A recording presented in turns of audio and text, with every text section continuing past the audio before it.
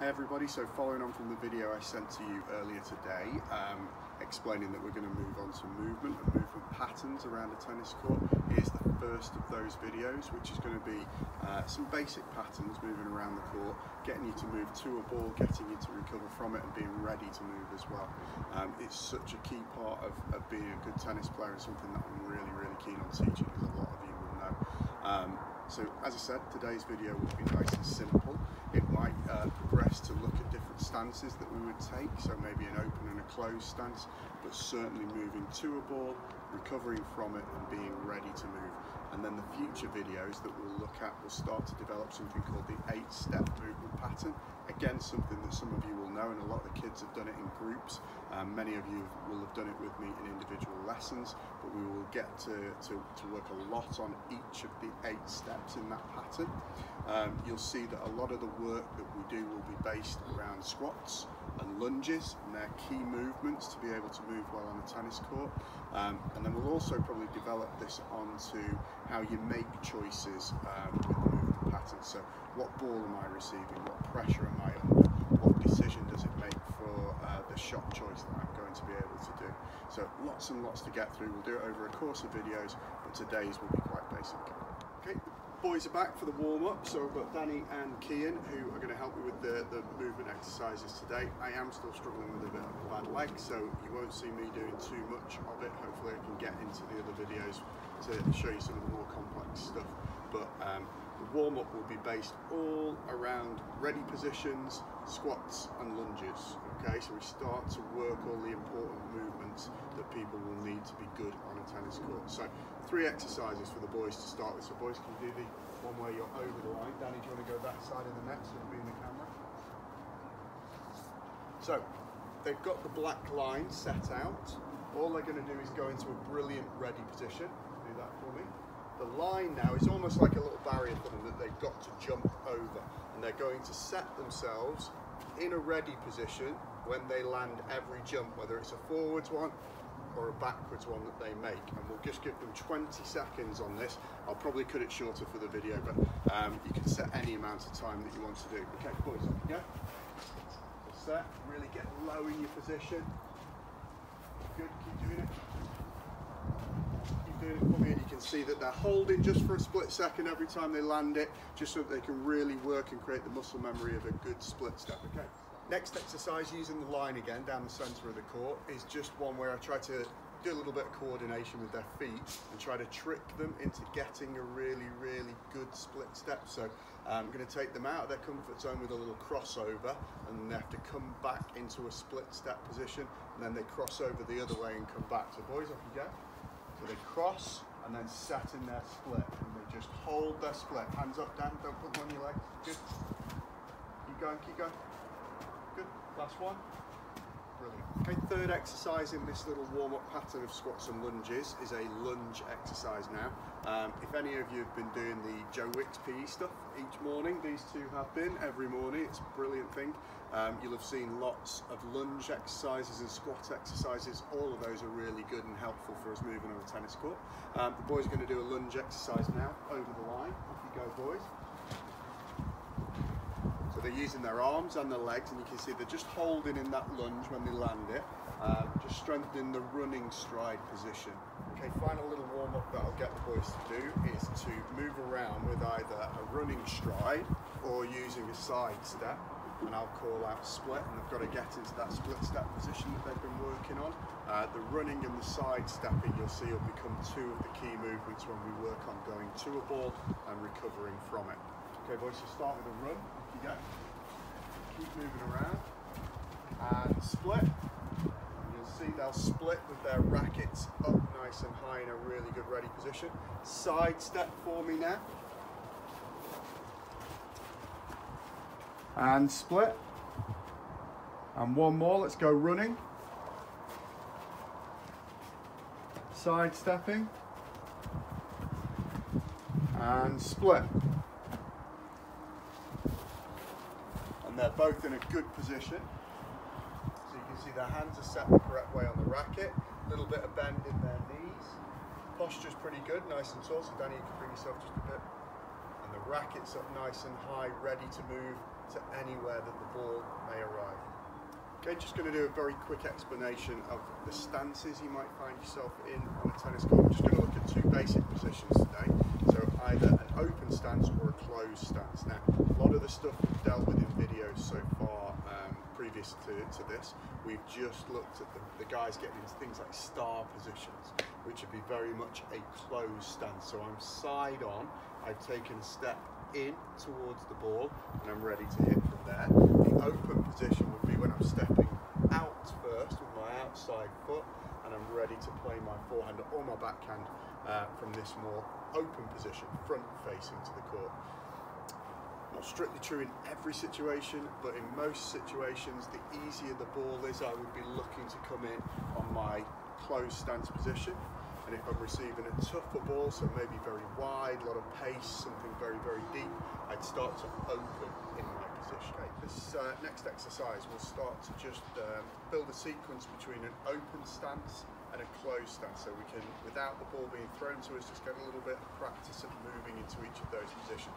I've got two balls, one on my backhand side of the court, one on my forehand side. The backhand ball is much higher up the court, much closer to the net.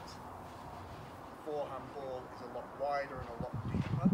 This is going to be my open stance. I'll recover and then move into a closed stance on the backhand. Okay, so lots of little footwork movements will be going on, but the key bit I want you to watch with this exercise is just how I position when I'm arriving at each of the balls. The specifics behind how we get there and recover from each of them, we'll look at an exercise after this.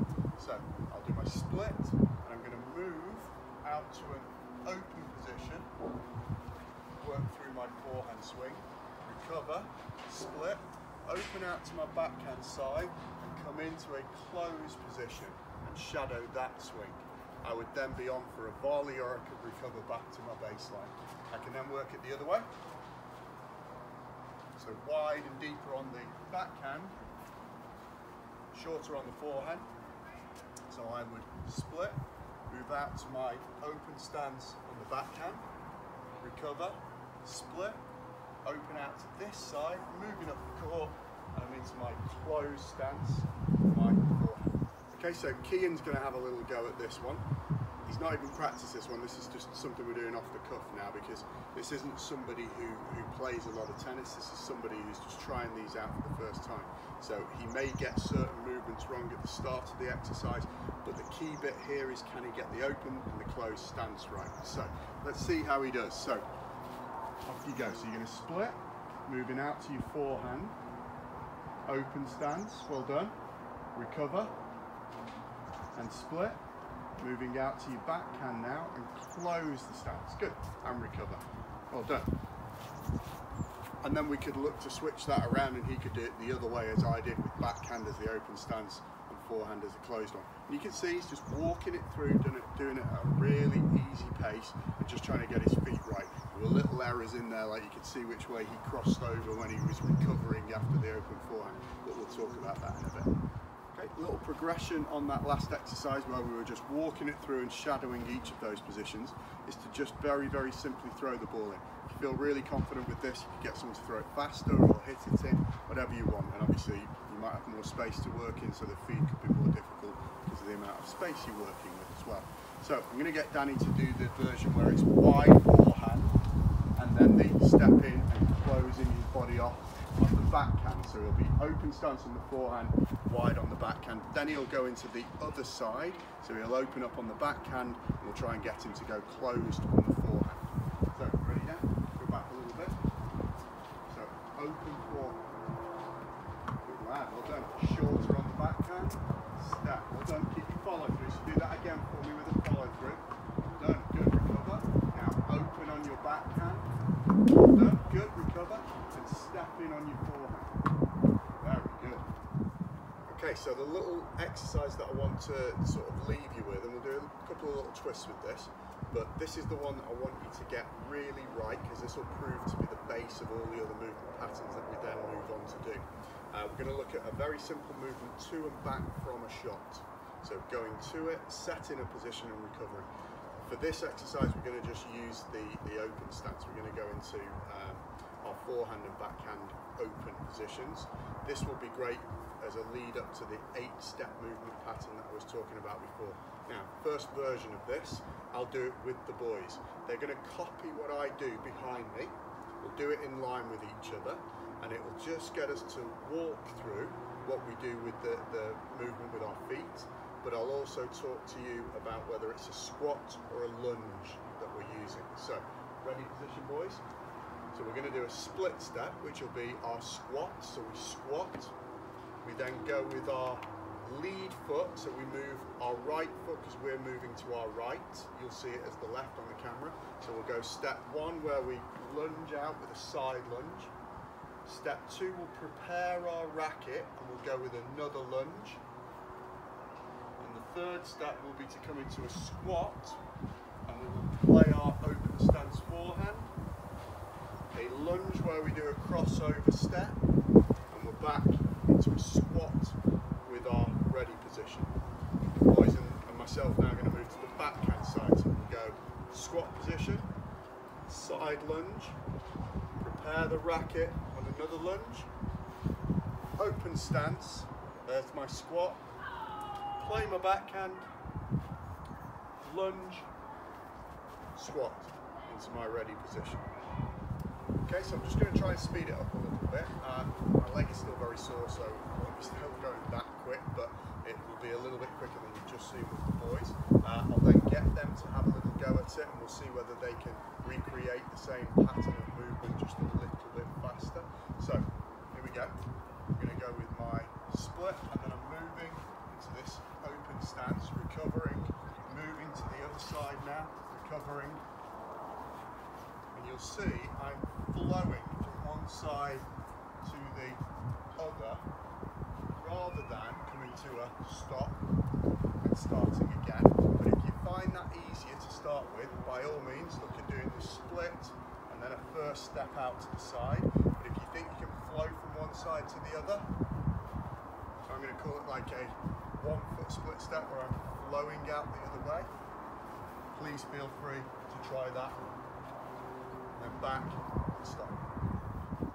So I'm just going to let these two have a go at what I was just trying to do with moving side to side. Still going to let them do it at their own speed, but I want them to try it a little bit quicker than walking pace, okay?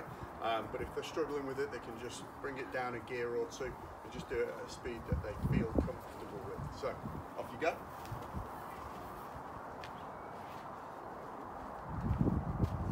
Start, good.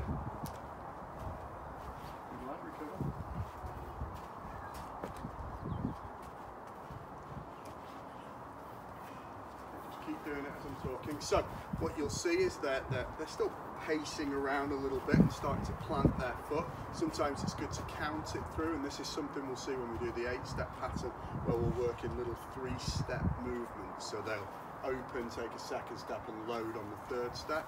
So if it helps, you might work on going 1, 2, 3, just to load yourself into position. But lots to work on. This is a great little exercise that you can then develop into throwing the ball from side to side. So I'm not going to show you that, that's self-explanatory. You can work that out. So somebody just passing the ball underarm from side to side. If you feel like you're able to racket feed a ball in with more space, happy for you to try that as well. But the key bits to take from the video today are that we get our ready position correct. Our lead step is always the foot going to that side, the foot nearest that side. So if I'm moving to my right, I move my right foot first. Left foot goes to the left hand side, or my backhand side first. We've got our open and closed stances. We've got our lunges and squats going to a ball, and our recovery with lunges and squats coming back that we then put into more speed when we are able. Okay, well done boys, brilliant, good.